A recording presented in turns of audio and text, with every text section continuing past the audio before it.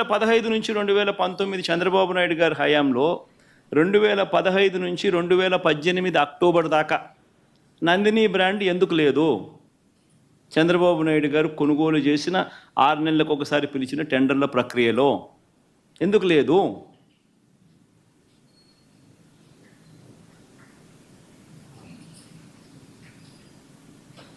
నందిని వాళ్ళు కూడా అప్పుడప్పుడు పార్టిసిపేట్ చేస్తారు, అప్పుడప్పుడు పార్టిసిపేట్ చేయరు. మన హయాంలో కూడా 2019 తర్వాత మన హయాంలో కూడా నందిని వాళ్ళు అప్పుడప్పుడు పార్టిసిపేట్ చేశారు.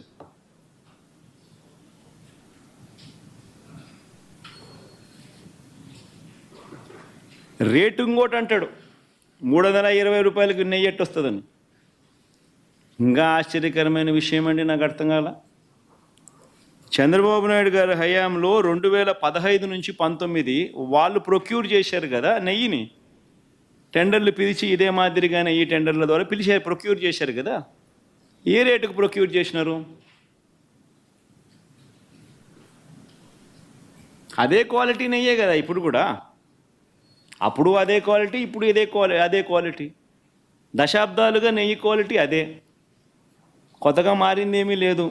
అవే ఆవులు, అవే డైరీలు, అవే ఆవులు, అవే పాలు, అవే నెయ్యి, అదే క్వాలిటీ. ఆ క్వాలిటీ ఉంటే తీసుకుంటారు, లేకపోతే తీసుకోరు. చంద్రబాబు నాయుడు హయాంలో నెయ్యి ఏ రేటుకు కొన్నారు? 276 రూపాయలు 2015లో కొన్నారు టెండర్ల ద్వారానే. 2019 జనవరిలో, అంటే ఆయన చివరి దాంట్లో 324 రూపాయలు కొన్నారు. మన అటేటప్పుడు ఇక్కడ 320 కొంటే తప్పేముందయా? ఉన్న రేట్ అది. వాళ్ళు టెండర్లలో వాళ్ళు కోట్ చేసినారు, L1 కింద ఎవడైతే వాళ్ళకి ఇచ్చినారు. ఏం తప్పు జరుగుతూ ఉంది? నీ హయాం అంతా ఇదే రేట్లతోనే జరిగాయి, కొనుగోలు చేశారు. మరి ఇప్పుడు కూడా అదే రేట్లతోనే కొనుగోలు జరుగుతూ ఉంది. కేవలం చంద్రబాబు నాయుడు ఇప్పుడు ఆయన హెరిటేజ్ పాలను కార్టెల్ ఫామ్ చేసి నెయ్యి రేట్లు పెంచేసి ఆ కార్టెల్లో చంద్రబాబు నాయుడు హెరిటేజ్ కంపెనీ లాభపడాలనే ఉద్దేశంతో కొత్తగా ఇప్పుడు రేట్లు పెంచడం కోసం అని చెప్పి కొత్తగా ఇప్పుడు మాట్లాడుతూ ఉన్నాడు చంద్రబాబు నాయుడు. అదే క్వాలిటీ నెయ్యి, అయ్యే స్పెసిఫికేషన్సే నువ్వు అడిగేది. దశాబ్దాలుగా నువ్వు అయ్యే స్పెసిఫికేషన్స్ అడుగుతున్నావు. అవే స్పెసిఫికేషన్స్ అప్పుడు అడుగుతున్నావు, అవే స్పెసిఫికేషన్స్ ఇప్పుడు అడుగుతున్నావు. అదే క్వాలిటీ అప్పుడు అడుగుతున్నావు, అదే క్వాలిటీ ఇప్పుడు అడుగుతున్నావు.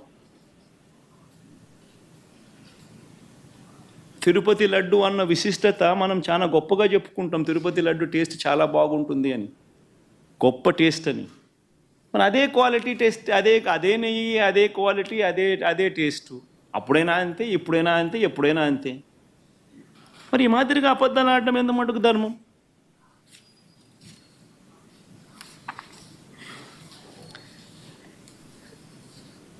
చంద్రబాబు గారి పాపాలు నిజంగా ఒక్కొక్కటిగా కూడా బయటకు వస్తూ ఉన్న నేపథ్యంలో ప్రజలందరూ కూడా చంద్రబాబు నాయుడు గారిని వేలెత్తి చూపించే కార్యక్రమం జరుగుతూ ఉన్న నేపథ్యంలో చంద్రబాబు నాయుడు గారు ఈ మధ్యకాలంలోనే లడ్డూ టాపిక్లో చంద్రబాబు గారు ఎప్పుడైతే ఈ మాదిరిగా చంద్రబాబు నాయుడు గారు ప్రజలు చంద్రబాబు నాయుడు గారు చేసిన తప్పును ఎప్పుడైతే తప్పులు పట్టడం మొదలుపెట్టారో, ప్రజలకు ఎప్పుడైతే వాస్తవాలు తెలియడం మొదలెట్టాయో, అప్పుడు ఈ పెద్ద మనిషి ఏం చేస్తాడు? టాపిక్ డైవర్ట్ చేయడం చేస్తూ ఏమంటాడు? టాపిక్ డైవర్ట్ చేయడం కోసం ఏమంటాడు? డిక్లరేషన్ సర్టిఫికేట్ అంటే. ఇప్పుడు నిజంగా ఆశ్చర్యం కాదా? జగన్ ఏమన్నా కొత్తనా? రాజశేఖర రెడ్డి గారు ఏమన్నా కొత్తనా? నా మతం ఏమిటని తెలీదా ఎవరికైనా ఆంధ్ర రాష్ట్రంలో కానీ దేశంలో కానీ? నా కులం ఏమిటి అని చెప్పి ఎవరికి తెలీదా రాష్ట్రంలో కానీ దేశంలో కానీ? రాజశేఖర రెడ్డి గారు 5 సంవత్సరాలు ముఖ్యమంత్రిగా ప్రతి సంవత్సరం బ్రహ్మోత్సవాలకు వస్త్రాలు నాన్నగారే సమర్పించారు. నాన్నగారు కొడుకునే కదా నేను. నేను కూడా తిరుపతికి ఎన్నోసార్లు పోయా కదా ఇంతకు ముందు కూడా, ముఖ్యమంత్రి కాకమునుపు. అంతెందుకు నా పాదయాత్రను మొదలెట్టేటప్పుడు వెంకటేశ్వర స్వామి ఆశీస్సులు తీసుకొని మొదలెట్టా. నా పాదయాత్ర అయిపోయిన తర్వాత నేరుగా తిరుపతికి వెళ్ళి కాలినడకన కొండెక్కా. తిరుపతికి వెళ్ళి కాలినడకన కొండెక్కి వెంకటేశ్వర స్వామి దర్శనం చేసుకొని తర్వాతనే ఇంటికి పోయా. నా పాదయాత్ర అయిపోయిన తర్వాత, నా 3648 కిలోమీటర్లు నా పాదయాత్ర అయిపోయిన తర్వాత. ఇవన్నీ తెలియవా రాష్ట్ర ప్రజలకు? మన అప్పుడు చంద్రబాబు నాయుడు గారు ప్రభుత్వమే కదా అప్పుడు ఉండింది. అప్పుడు నేను ప్రతిపక్ష నాయకుడినే కదా అప్పుడు. మన ఆయన కళ్ళ ముందరనే కదా వెళ్ళింది, తిరుపతి కొండెక్కింది 2 సార్లు. మళ్ళీ దాని తర్వాత నేను ముఖ్యమంత్రి అయినా. 5 సంవత్సరాలు తిరుపతి బ్రహ్మోత్సవాలకు దగ్గరుండి వస్త్రాలు నేనే సమర్పించాను. వస్త్రాలను నెత్తిన పెట్టుకుని మోసుకుంటూ వెళ్ళి వెంకటేశ్వర స్వామి మీద భక్తి శ్రద్ధలు చూపిస్తూ వెంకటేశ్వర స్వామికి బట్టలు సమర్పించడం జరిగింది. నేను అడుగుతా ఉన్నా, ఫస్ట్ టైం ఎవడన్నా పోతా ఉన్నప్పుడు నువ్వేదో ఇట్లా మాటలు మాట్లాడినా అర్థం ఉంది.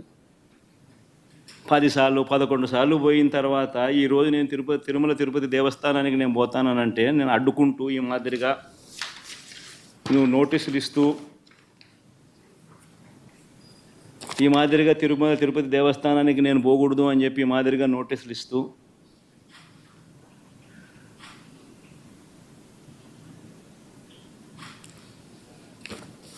ఈ మాదిరిగా మా ఎమ్మెల్యేలకు, మా కార్పొరేటర్లకు అందరికీ కూడా ఈ మాదిరిగా నోటీసులు పంపుతూ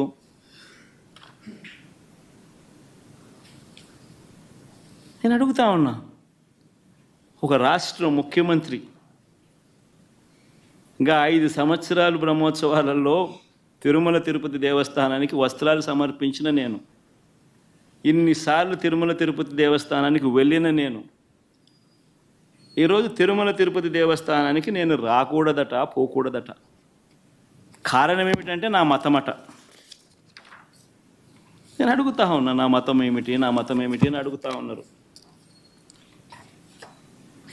అడుగుతా ఉన్నా నా మతం ఏమిటని.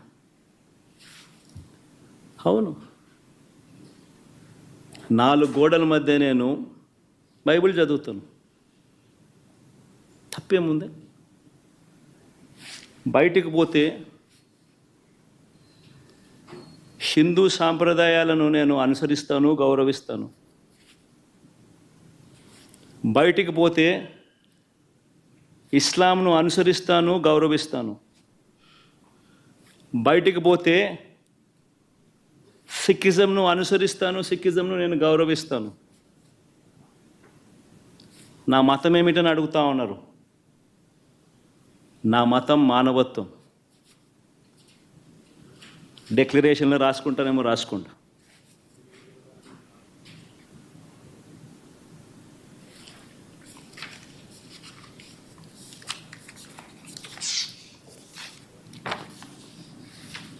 భారతదేశం constitution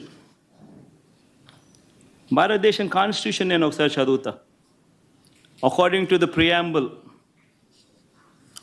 the preamble, India is a sovereign, socialist, secular, democratic republic. Secular అనే పదానికి అర్థం తెలుసని అడుగుతా ఉన్నా. గుడికి పోయే వ్యక్తిని నువ్వు ఏ మతము అని అడుగుతా ఉన్నావు. ఏ మతము అని చెప్పకపోతే గుడిలోకి ఎంటర్ కాకూడదు అని అంటా ఉన్నావు. సెక్యులర్ దేశం అని చెప్పి చెప్పుకుంటా ఉన్నాం. ఒక ముఖ్యమంత్రిగా పరిపాలన చేసిన వ్యక్తి పరిస్థితే ఇదే అయితే ఇక ఆ దళితుల పరిస్థితి ఏమిటి? గుళ్ళలోకి పోగలుగుతారా?